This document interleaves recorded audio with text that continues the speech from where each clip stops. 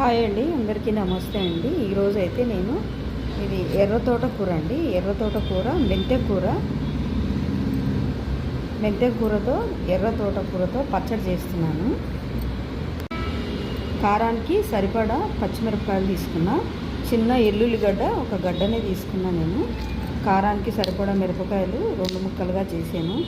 ఎందుకంటే కొంచెం ఎక్కువ వేసాను, కొంచెం కారం ఉండాలి, అది పచ్చకూర కాబట్టి కొంచెం కారం ఉంటే బాగుంటుందని కొంచెం ఎక్కువ వేసిన.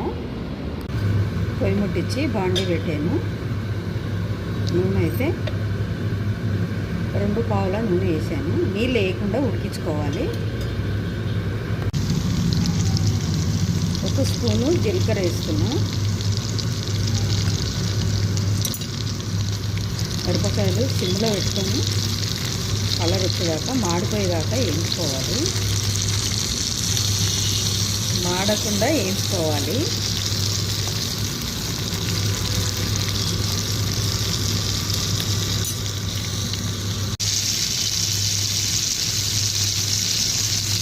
పులుపుకి సరిపడా చింతపండు వేసుకున్నా.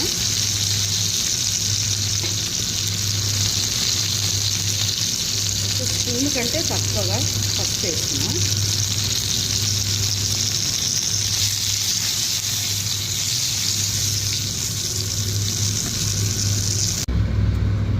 తోటకూర, మెంతెకూర సన్నగా కట్ చేసుకొని బాగా నీళ్ళలో కడుక్కొని,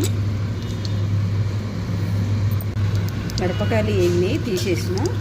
ఇప్పుడు మళ్ళీ 1 పావు నూనె వేసుకొని ఈ కూర నీళ్ళలో కడిగేసిన కూర ఇంట్లో పెట్టుకోవాలి.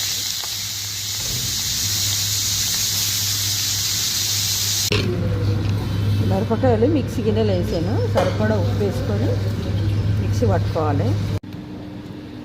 తోటకూర మెంతెకూర పచ్చడి రెడీ అండి. పచ్చడి అయితే బాగుంది చూడండి. వేడివేడి అన్నంలో వేసుకొని కొంచెం నెయ్యి వేసుకొని తింటే చాలా బాగుంటుంది.